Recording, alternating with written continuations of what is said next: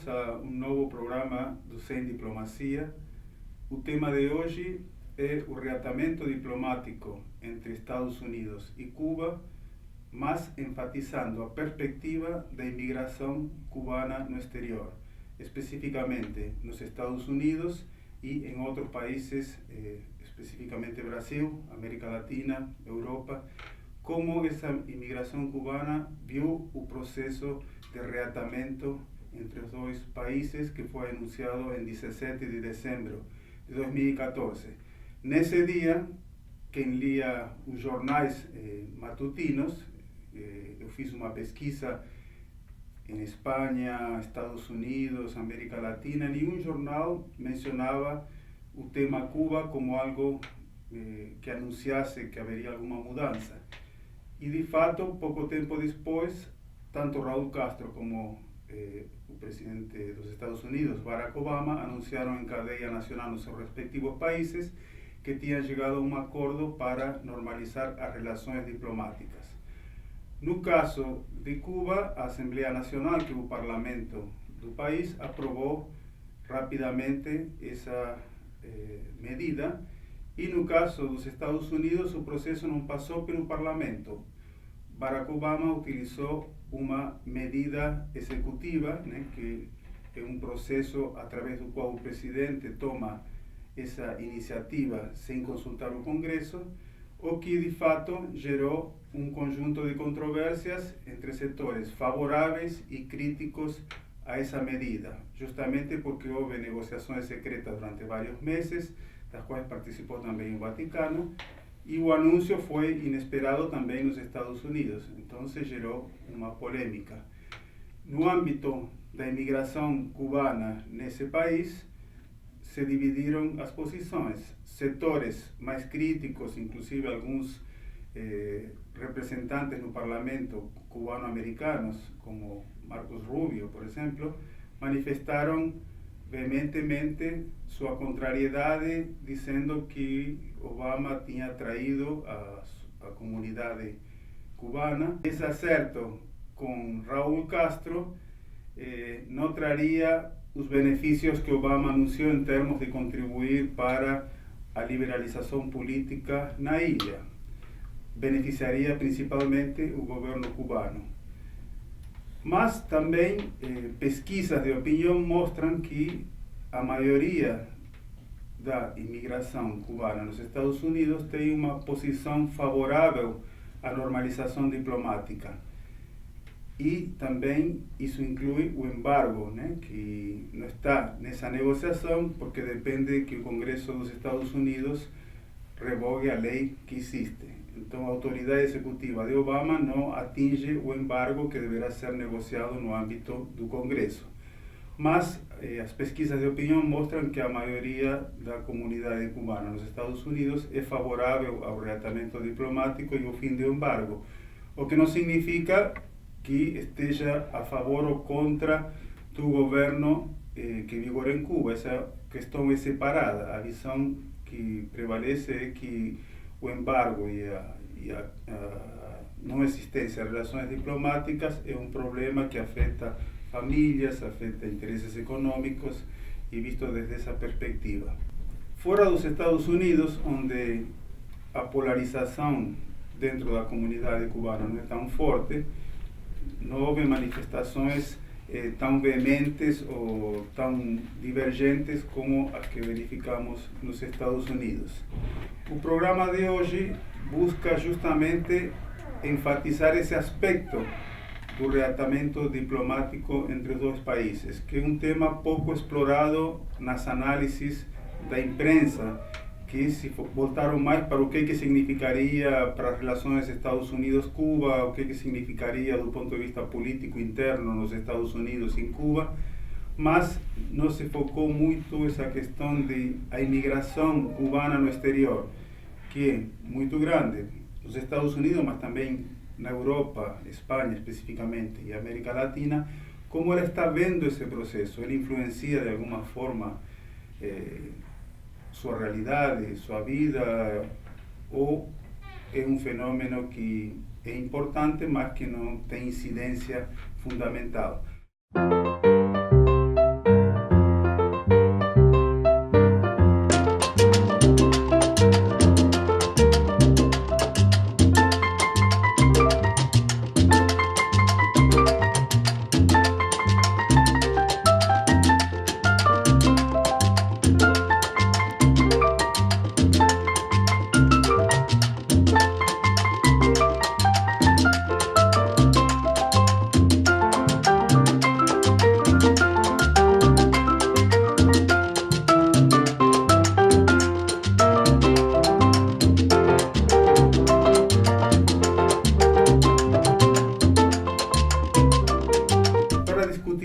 temática, convidamos dois especialistas, ambos nacidos em Cuba, mas que moram no Brasil. Alfredo Juan Guevara Martínez, ele é doutorando em Relações Internacionais no programa de pós-graduação da Unesp, Unicamp e PUC São Paulo, onde justamente desenvolve um projeto sobre a incidência da imigração cubana nos Estados Unidos na política exterior dos Estados Unidos com relação a Cuba. À minha direita, José Armando Espinosa Martínez, que emigrou de Cuba em 2012, acaba de terminar um mestrado em Engenharia da Produção na Universidade Metodista de Piracicaba. Ele, em Cuba, ele estudou também, tem uma graduação em Física e parte dessa graduação cursou na Alemanha Oriental, na época que ainda existia o Muro de Berlim. Agradeço a participação de ambos e passo a palavra agora para Alfredo Juan Guevara Martínez, que vai focar a perspectiva que ele enxerga em termos das posições que existem dentro da comunidade cubana nos Estados Unidos. Muito obrigado, Alfredo. Agradeço ao professor pelo convite. Apresentando os setores mais críticos da sociedade dos Estados Unidos, a reaproximação diplomática entre Cuba e o governo do Obama, a gente pode pensar na comunidade cubano-americana mais conservadora, que está lá há mais tempo, que imigrou na época da Revolução Cubana, justamente pela divergência ideológica com o governo do Fidel. Essa comunidade foram os primeiros a se estabelecerem lá e, portanto, os primeiros a se tornarem americanos e a passarem a exercer presença política nos Estados Unidos. Tanto que hoje tem muitos políticos cubano-americanos eleitos, né? O senador Bob Menendez, o representante Mário Dias-Balart, o senador Marco Rubio, e esses políticos, apesar deles serem, o senador Bob Menendez ser do Partido Democrata e os outros dois do Partido Republicano, eles apresentam uma visão divergente da do Obama em relação a essa reaproximação com Cuba. Eles veem isso como um ponto negativo. É importante colocar que esses políticos todos têm a base eleitoral deles pautada em zonas onde há muitos cubanos americanos que tradicionalmente, antigamente, costumavam ser muito mais polarizados do ponto de vista do anticastrismo. Tanto que eles têm o apoio de organizações como a CANF, que é a Cuban American National Foundation, que tem o objetivo de justamente viabilizar, apoiar no Congresso os políticos que convergem com essa ideologia anti-Castro. Também tem o grupo da Cuba Democracy PAC, que atualmente é um braço da CANF, e a função deles é justamente financiar a campanha de políticos que converjam com o ideal deles de ter uma política mais dura, mais firme com Cuba. Esses grupos, eles são contrários à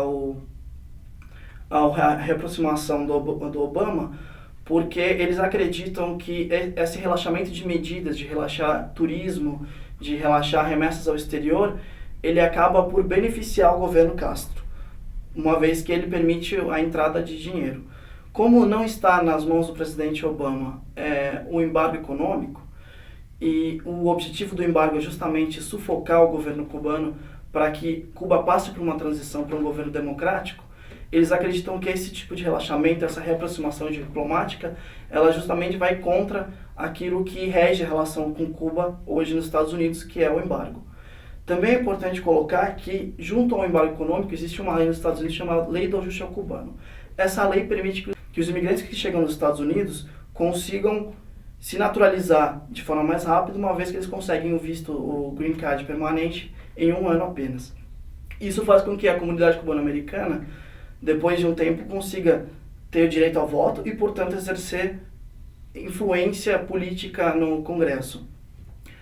O que acontece é que, hoje, a comunidade cubano-americana foi aumentando muito e as razões ideológicas por migrar já mudaram. Não é mais uma questão política, é uma questão muito mais econômica, visto que a Guerra Fria já acabou há 20 anos, mais de 20 anos. Isso faz com que a característica demográfica, o perfil demográfico do cubano-americano nos Estados Unidos mude. Por isso que agora os cubanos possuem essa tendência a serem mais favoráveis a um relaxamento das medidas. Quando o presidente Obama entrou, ele relaxou as restrições de viagens, permitindo que os cubanos pudessem voltar a Cuba mais vezes por visitas familiares, e relaxou as remessas ao exterior.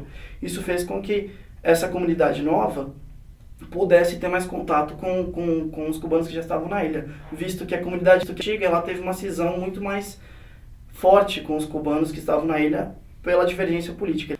E isso faz com que outros setores nos Estados Unidos, como os setores comerciais, também comecem a se manifestar. Especialmente da área agrária, começam a ver o país como um mercado a ser explorado. Isso faz com que tenha uma polarização que é dividida entre os cubano-americanos mais antigos e, portanto, com uma posição mais conservadora em relação ao governo de Castro, e os cubano-americanos mais novos, que imigraram por motivos diferentes, motivos mais econômicos, que, por consequência, ficam alinhados com a posição dos setores comerciais dos Estados Unidos, que encontram vantagens em explorar o mercado cubano. Muito obrigado, Alfredo Juan. Agora fazemos um intervalo e na segunda parte vamos ouvir a posição dos migrantes cubanos de outras regiões, não apenas dos Estados Unidos, com José Armando Espinosa Martínez. Muito obrigado.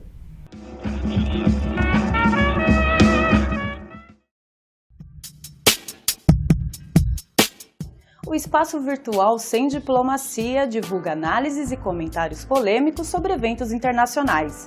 Ele é uma parceria entre o Instituto de Estudos Econômicos e Internacionais e a Assessoria de Comunicação e Imprensa da Unesp.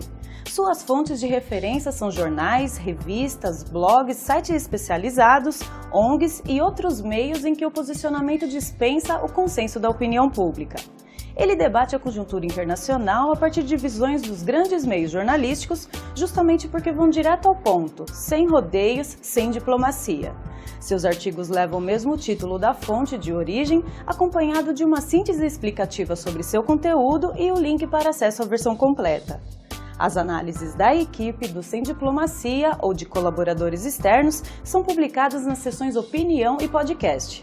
Os programas de debate discutem em cada edição as diferentes opiniões da conjuntura internacional. Seus videocasts trazem as análises da equipe sobre fatos de relevância internacional. Acesse o site www.unesp.br/semdiplomacia.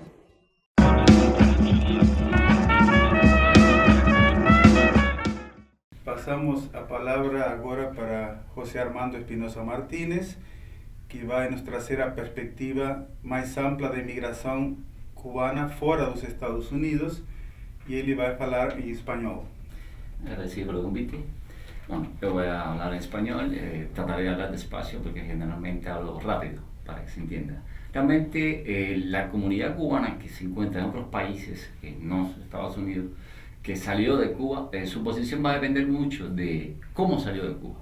Y voy a explicar esto un poco. No es lo que usted haya salido por el gobierno, digamos, a través de como médico, como deportista o como un curso, y se haya quedado. Una persona que hace eso no puede retornar al país en un número determinado de años, puede ser 8, 10, y casos que no pueden retornar.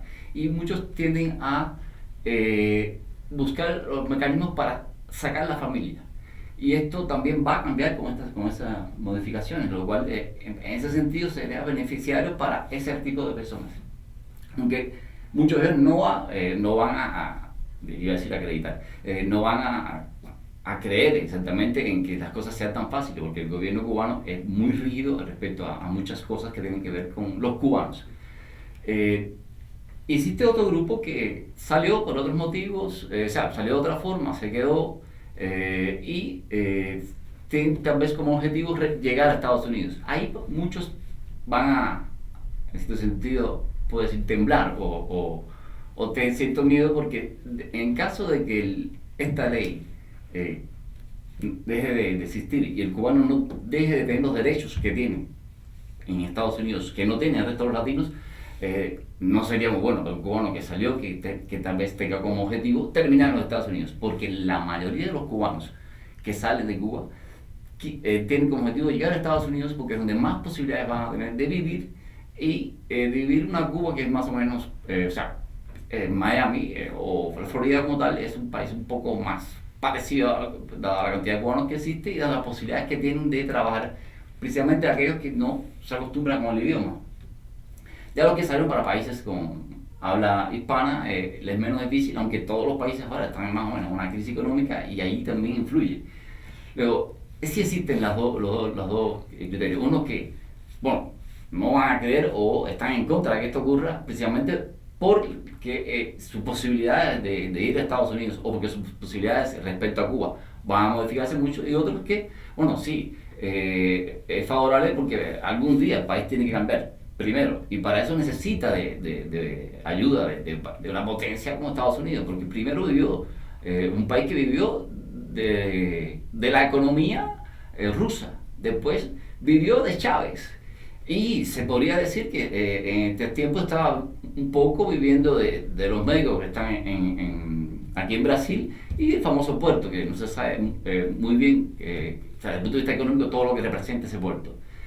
O sea, que esas son cosas que el cubano tiene que ir pensando, y muchos no creen en ese sentido. De, bueno, ¿qué va a ocurrir? Porque todo queda en manos del gobierno, y el gobierno es el que decide, y no siempre es la población, el sector de más, digamos, más bajo, de menor ingreso, el que se beneficia. Si siempre se beneficia una clase, la clase que siempre se beneficia con cualquier reforma es la clase superior, especialmente el gobierno.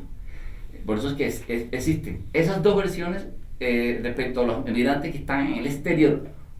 Unos muy preocupados en que sus posibilidades de ir a Estados Unidos dejen de existir, y otros de que ya puedan volver a Cuba, porque Cuba, de hecho, ya con estas medidas decidió que los cubanos que habían quedado, deportistas, médicos, etcétera, que se habían quedado, que no podían regresar, bueno, ya no tienen que sacar a la familia, ya pueden volver, ya pueden volver a ser ciudadanos cubanos con los derechos, y eso es algo importante que se espera que, bueno, si estas relaciones van en ese sentido que beneficia a todos los cubanos de forma general, bueno, para muchos es algo positivo.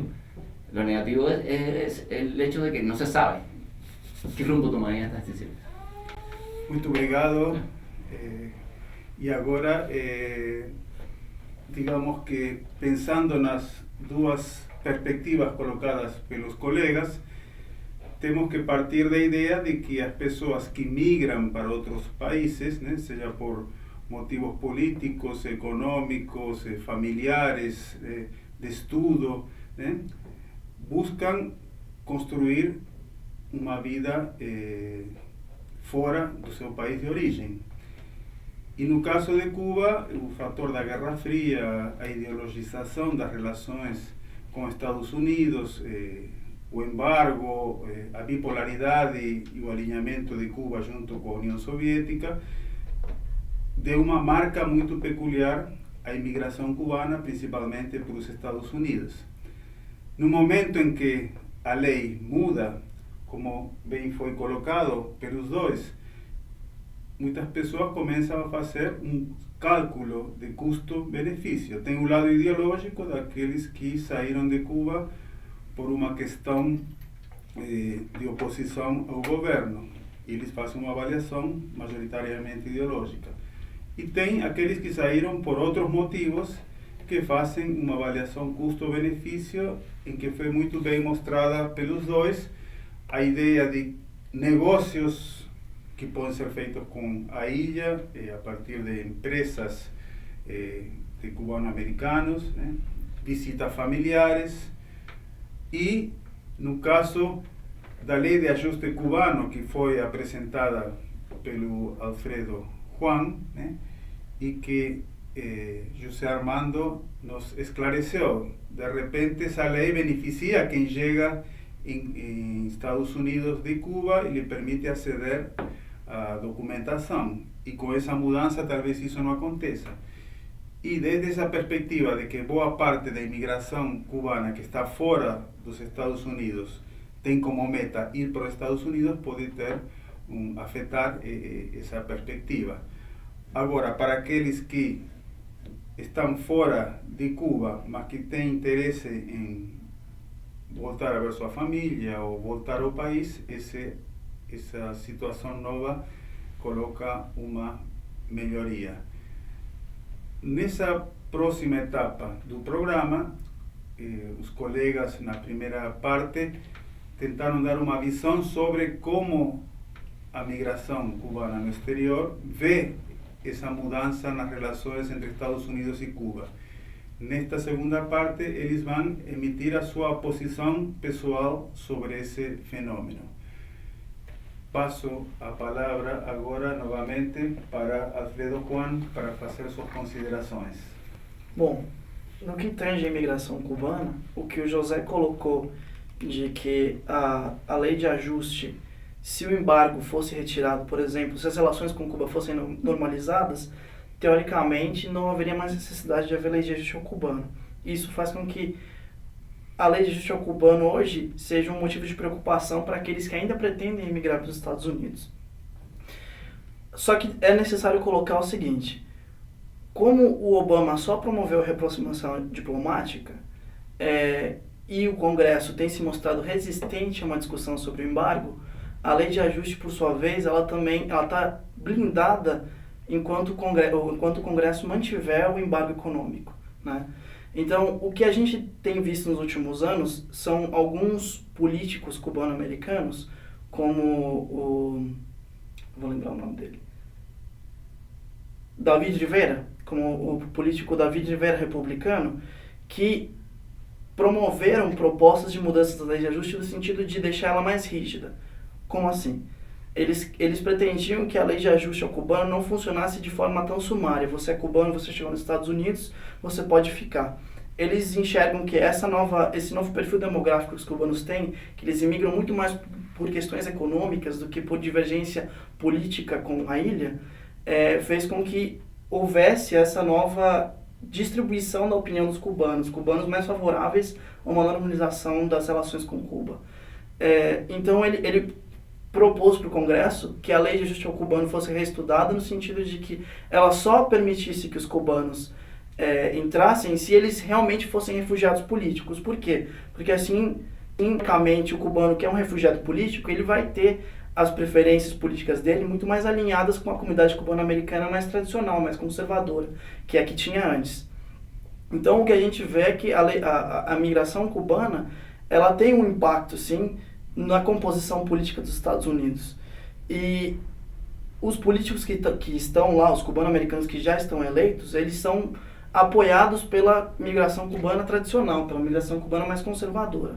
E eles estão enxergando, sim, essa mudança na opinião dos cubanos de serem um pouco mais favoráveis a isso. O que eles têm de argumento forte é que, sim, a lei de ajuste ao cubano estimula a migração cubana indiscriminadamente, e isso faz com que ela seja utilizada não para motivos políticos, mas assim, para facilitar a migração de um ponto de vista mais social, de um ponto de vista de reunificação familiar e etc. Então, os setores conservadores, os políticos que mexem mais com a migração cubana, eles têm essa opinião contrária à normalização com Cuba, justamente porque isso pode afetar a situação doméstica dos Estados Unidos e afetar os interesses da base política que apoia eles ou que tem que eleger eles. Muito obrigado.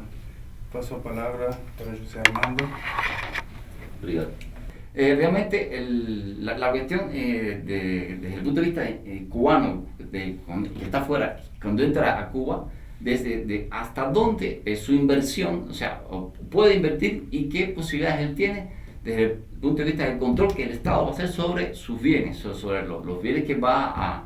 Porque, por ejemplo, en Cuba la mayoría de las empresas mixtas son el 50%. O sea, y en ese sentido son cosas que preocupan.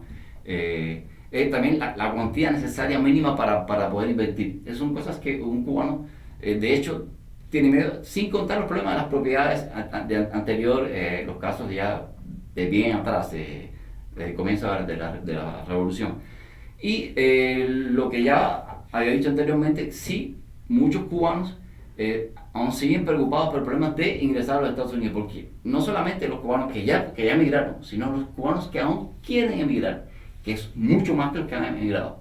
Y eso es una cosa muy importante, porque aún muchos cubanos ya no quieren ni vivir en Cuba, es decir, quieren vivir en Estados Unidos, en la pequeña Cuba, o sea, en lo que ellos piensan que sería Cuba, en lo que ese proceso ocurre, porque la vida es corta y digamos usted tiene 30, 40 años, de repente esperar a que todo ese proceso ocurra, que no va a ser un proceso de 5, de 6 años, puede ser un proceso más largo en estabilizar la economía, etcétera y demás.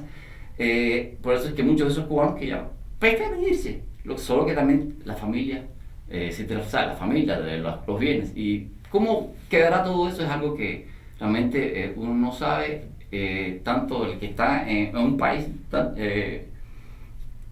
o el mismo que está en Estados Unidos, porque existen cubanos que están en Estados Unidos que quieren regresar.